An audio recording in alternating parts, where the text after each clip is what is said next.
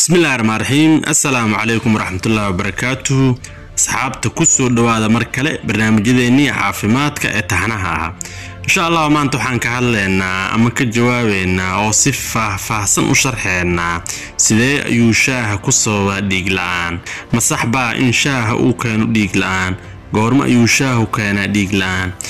waa maxay calaamadaha mataqaana isku arkaysa ama qofka lagu arkaayo markuu shaaha mataqaana uu keeno dhiig la'aan? sidee loo daaweeyaa ama loo hortagaa dhiig la'aanta uu shaaha keeno? shaaha maadaama dhiig la'aan uu keeno gabi ahaanba ma liska daayaa mise xal kale ayaa jiro? adiga oo shaah cabaayo qaabkee ayaa uga hortagi kartaa dhiig la'aanta?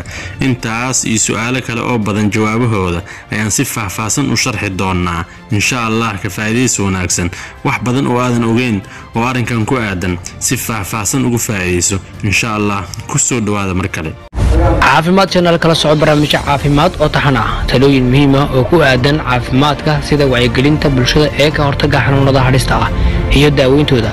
kala soco caafimaad channel maalmaha sabtida, talaadada iyo maalinta jimcaha. waxaa barnaamijka idiin soo gudbin doono Dr. Timujira.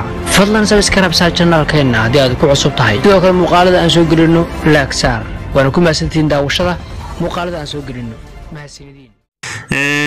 haddii aan guda galno mowduuceena insha Allah maanta waxaan ka hadlaynaa shaaha iyo dhibaatada culus ee ka dhalata oo ah dhiig la'aanta. marka sidee ayuu shaaha ku sababaa dhiig la'aan? sidee ayaana looga hortagaa? shaaha waxa uu ka mid yahay waxyaabaha caadada ah oo bulshadeen isticmaalaan maalinkii hal mar ama laba mar si joogto ah. marka maadaama uu ka mid yahay nolol maalmeedka caadiga ah, shaaha waxaa la rabaa qofka inuu iska ilaaliyo in shaaha dhiig la'aan ku keeno. marka su'aasha ayaa ah sidee ayuu iskaga ilaalin karaa in qofka shaaha dhibaatada dhiig la'aanta ku keeno? sidee ayuuna u keenaa dhiig la'aan shaaha? shaaha waxa uu dhiig la'aan ku keenaa haddii uu qofka isticmaalo ama la isticmaalo cunooyinka mataqaana laga helo ironta ama macdanta kuwaasoo sare u qaado dhiigga, gaar ahaan nooca loo yaqaano RBC ama red blood cellska. kuwaas mataqaana oo mataqaana waxa ugu badan oo ka kooban yahay uu yahay iron. marka maxaa loola jeedaa? waxaa loola jeedaa tusaale sida caadiga ah jirkeena mataqaana ama cellska ama dhiigga ilaa 3 mataqaana cell ama 3 unug mataqaana oo kala duwan ayuu ka samaysan yahay oo kala ah RBC, WBC and platelets. marka RBC ga nooca loo yaqaano waxa ugu weyn oo ka samaysan yahay componentigiisa waxa waaye muhiim iyo iron. marka ironta mataqaana macdanta waxaa laga helaa cunooyinka iyo mataqaana waxyaabaha qofka oo cunaya ayaa badanaa laga helaa. maadaama waxyaabahaas laga helo, marka haddii waxyaabahaas mataqaana absorption-kooda ama nuugitaankooda mandhiciraha laga nuugayo ay qaldamaan, waxaa dhacaya qofka in macdanta ay yaraato kadibna qofka dhiig la'aan ay ku timaado, gaar ahaan nooca RBC. marka inkastoo calaamadaha la arkaan gadaal ayaan ka sheegi doonaa. marka dhiig la'aantaas sidee ayuu shaaha ku keenaa dhiig la'aantaas maadaama mataqaana dhiig la'aan oo keena aan dhahnay? marka wuxuu ku keenaa haddii cunooyinkii macdanta mataqaana laga helaayay oo adoo isticmaalayo shaaha la cabto.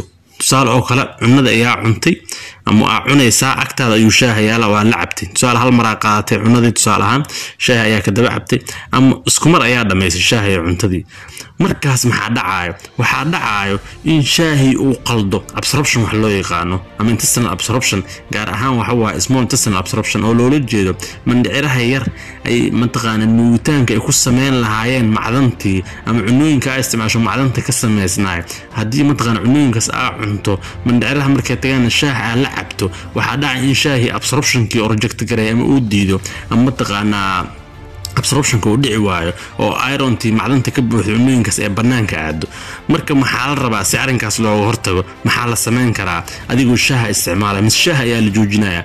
may shaaha lama joojinayo oo qofka uu isticmaali karaa, laakiin waxa uu sameynayaa shaaha ayuu wuxuu cabayaa inta uusan cuntada cunin ka hor, waqti cabaar ka hor ama markuu cuntada cuno kadib ayuu cabayaa, si isku waqti mandhiciraha shaaha iyo mataqaana cuntada aysan u wada tagin oo mataqaana sidaas aysan mandhiciraha shaaha uusan ugu diidin in absorption lagu sameeyo.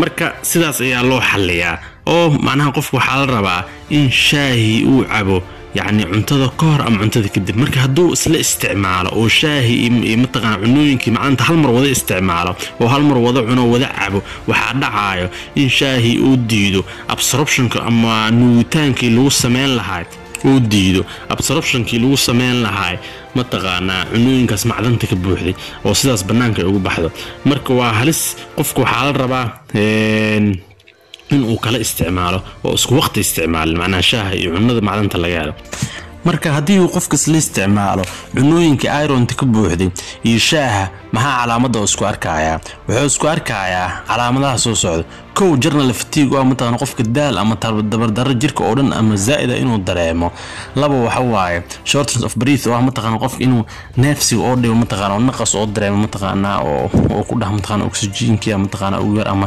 neefsiga ayaa dhibaayo saddex waxa waaye laba waa taa saddex waxa waaye takaardi oo ah mataqaan qof wadna garaacan dareema inuu ku dhaxo afar waxa waaye qofka mataqaan inuu ku dhax marka istaago waa wareeraya ama indhaha madoobaanaya wax la mid ah shan waxa waaye in mataqaan beel mataqaan mucosa ku aragto conjunctivada indhaha mataqaan mucosada ay cadaato sidoo kale furuuryaha iyo maqaarka waxaas beel oo noqdo mataqaan hadduu qofka madoow maqaarka laga makasay laakiin furuuryaha marka fiiris way cadaanaysaa shantaas calaamad ayaa ugu muhiimsan marka haddii aad shantaas calaamad isku aragto ama qaar ka mid ah waxa qabtaa dhiig la'aan waa inaad si dhaqso ah goob caafimaad u tagtaa si lagaaga daaweeyo balse mar walba ka hortag ayaa ka fiican iska daaweynta waxaan ku waaninaynaa bulshada inay ka fogaadaan inay isticmaalaan shaaha oo la isticmaalaan cuntada أنا شاة واستعمالي كرتا عنتذا كور أم عنتذا كدب أنت عرفت يا استعمالي كرتا عشان مر أفضل اللحمر واستعمالي كرتا لكن وحا هلسأ متقانا ليه استعمال شو عنتذا سيان متقانا ديق الآن متقانا كوي إيمان مرق إن شاء الله عشان كلمة أنت سوكو إجهي وحي السؤال متقانا كومنتي ونوري السلام عليكم ورحمة الله وبركاته